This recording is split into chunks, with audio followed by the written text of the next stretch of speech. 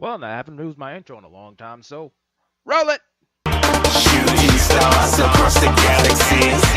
I stand out, so don't be mad at me. Infiltrate with my strategy. When I turn up, then I just have to leave. Shooting stars across the galaxy. Okay, so I'm not gonna lie to you. I don't know how many times this makes that I'm doing this.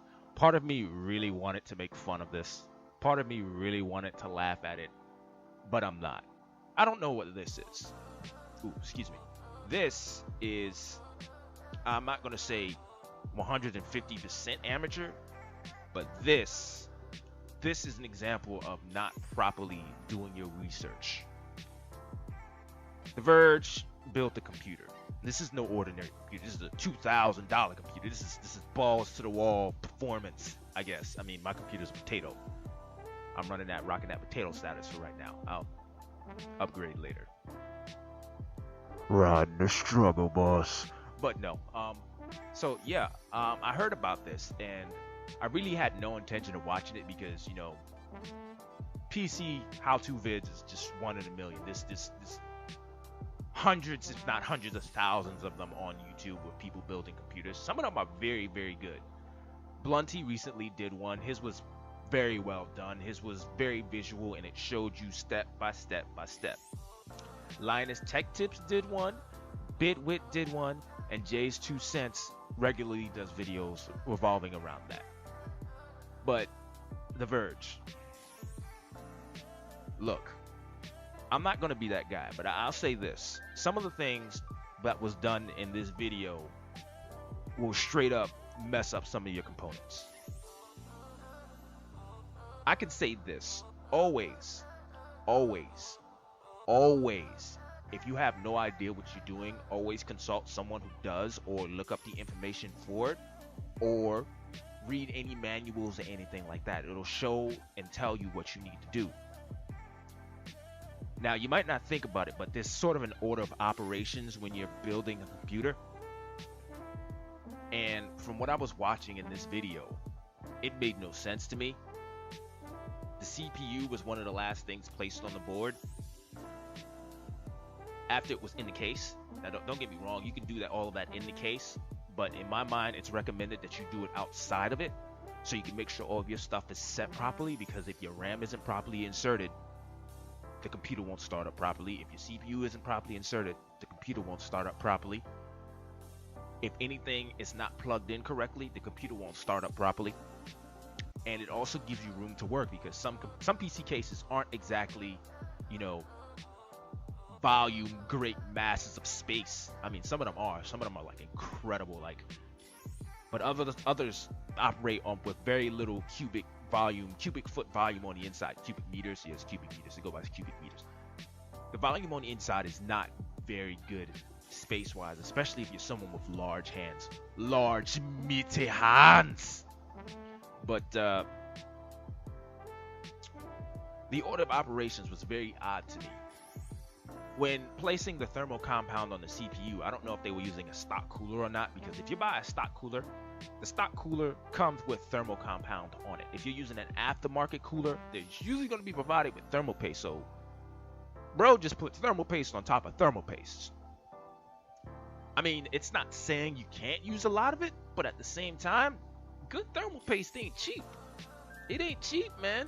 And, you know, a little bit goes a long way. You don't want your CPU, you don't want your cooler floating in a liquid mass on top of everything. And the motherboard that they use is a particular motherboard that has multiple RAM sockets. I forget how much the max RAM it can take, but it has 4 RAM sockets. In this video, they were placed side by side. Now, a lot of motherboards that have multiple RAM sockets very commonly have the option of dual channel memory, and that will maximize the performance of the RAM inserted. Now, the RAM was just kind of slapped in there and kept it moving. In that situation, you should read your motherboard's manual. Take note of your motherboard's features and what it can and cannot do, and, you know, work around that. Most people, when they do a build, they usually research their parts, how well they work together, the benefits of the parts and the downsides of the parts. Or if you're broke, you just kind of get what you can get in the most efficient way possible. But that's unimportant. Now, moving on. I probably should have said this first, but when he first started the build, he had on a anti-static bracelet. Those bracelets are used to stop the transmission of static electricity from the body into the components. Now, a little bit of static, it doesn't really hurt you and me, but a little bit of outside electricity can, be damaging to components, which is why you usually, when you're building, you do it on a non-conductive environment, or you have an anti-static strap grounded to something. It wasn't grounded to anything. It was just on his wrist. And from every anti-static bracelet I've ever seen, it usually comes with a tether that you strap onto something metallic that grounds you. Not grounding yourself is a good way to mess up components.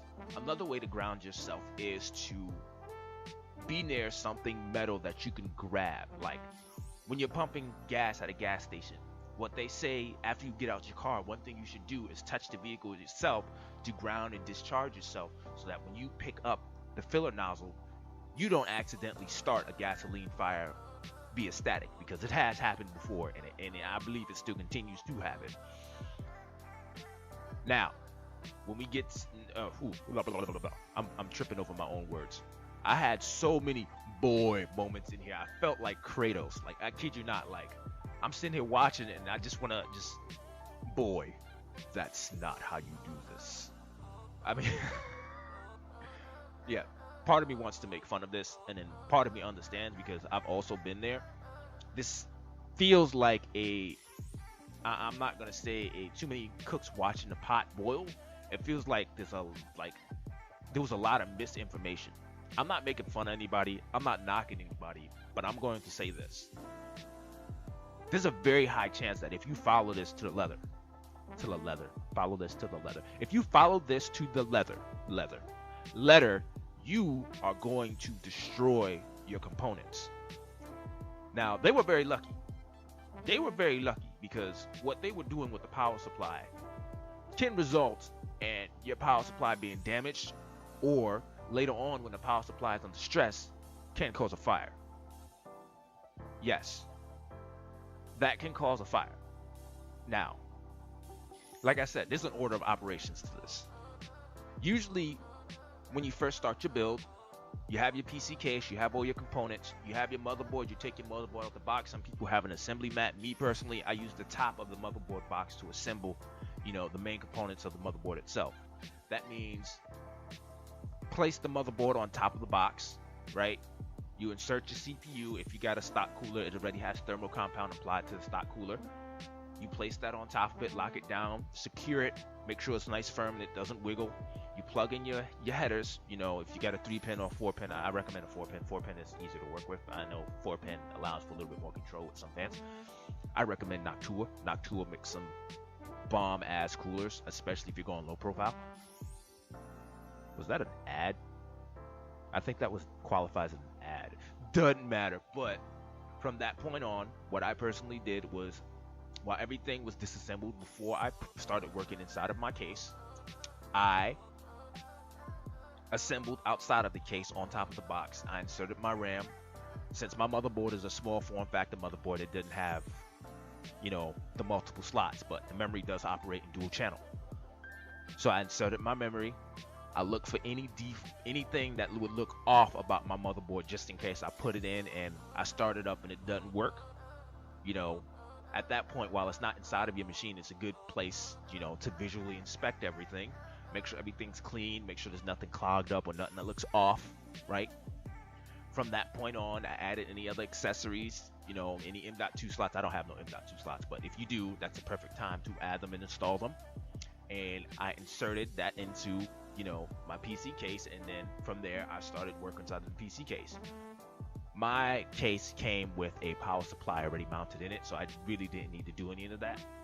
The power supply, it had vibration dampeners around the bottom, and where it's, there was a vibration damper wherever it made contact with the metal case itself to prevent any noise or any look, computers get loud sometimes, especially when they just full of fans. They get loud, or if you're ramping your fans up to maximum for maximum cooling, especially in my case, which I usually do because it's like almost 85 degrees outside right now. I'm pretty sure it is. I don't know. I didn't check the weather today. We're still coming down from Hurricane Florence, but it gets very hot. And when you ramp them fans up to maximum, they get very loud, and sometimes they resonate with each other, and it just makes it even louder than it actually is. Okay, back. Cinnamon spazzed out, lost her noodles. But enough of that. I went over fan resonance and vibration, blah, blah, blah. Okay, now, from that point, I had installed my motherboard into my case. Made sure my fans were all properly turned, whether or not you want, positive or negative pressure inside of the case itself. For me, I like to have all my cans, I'm going to call them cans. I like to have all my cans pushing air out of my computer because there's a lot of hot air that builds up inside there, especially when you're running slight overclocks. Now I have all my fans pulling air out. There's one on the side, there's a big one on the side pulling air in, the rest of them is pulling out. So let's get to the next part. Cable management. Now you might not think about it, having the inside of your case nice and neat can affect your thermal performance. If your air isn't get all obstructed and crumbled around inside of crumbled around. Basically, you want your air to flow freely, smoothly, and fast. You can't do that if your cables are all in the way. Now, from the research I did, that particular case has very good cable management capabilities, and they just kind of threw them in there and zip tied them. I mean, that was what I did when the first PC I ever worked on, because I had no idea what I was doing.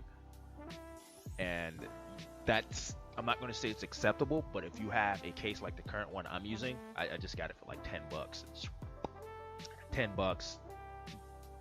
Made a couple of bigger holes in it, installed fans in it that wouldn't fit, but whatever. That's another story for another day. But yeah, cable management plus good internal fans is a good way to keep your computer not only looking neat, looking clean, but also much cooler in the long run. Because if your fans can exhaust that air or pull that cool fresh air in or push that hot air out efficiently, then your computer is doing what it's supposed to do efficiently. Now again, I'm not trying to knock no one, but I'm gonna say this, right?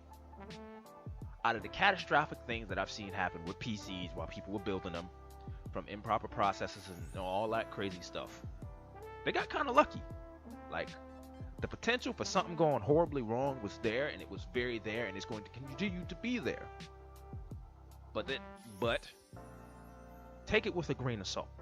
As I said before, there are other YouTubers out there who have done PC builds, and they've done it step by step to show you everything you need to do. Blunty's done it. Jay's 2 Cents has done it. Bitwit has done it. Linus Tech Tips has also done it. Linus Tech Tips has also done some pretty crazy things in the long run. Some very, very, very, very suspect things with computers. But when it comes down to the nitty gritty, it's everything you need to know. So take this video from The Verge with a grain of salt. If you are going to go out of your way to build a PC, especially a high performance, high price tag one, do your research. Do your research. Make sure you have warranty for all your products, and either watch a video or get the How to Build the PCs for Dummies guidebook. Materials out there, okay? Be safe while you're doing this and have fun, right? We as PC builders, as modders, as tinkerers, we are a very open community to anyone who wants to come in and learn. There are a lot of us everywhere, and all you have to do is publicly post, hey, do you guys know how to build a computer? Or hey, can someone help me build a computer? Bam, you will get obscene amount of responses of people willing to help you, people willing to show you what to do, people willing to give you directions, people pointing you in the directions you need to take to do what you need to do. Take this with a grain of salt. No disrespect, Verge, but bruh. Seriously, bruh. I'm calling it quits. I'm gonna throw in one last boy, and that's it for me. Peace. Pan out.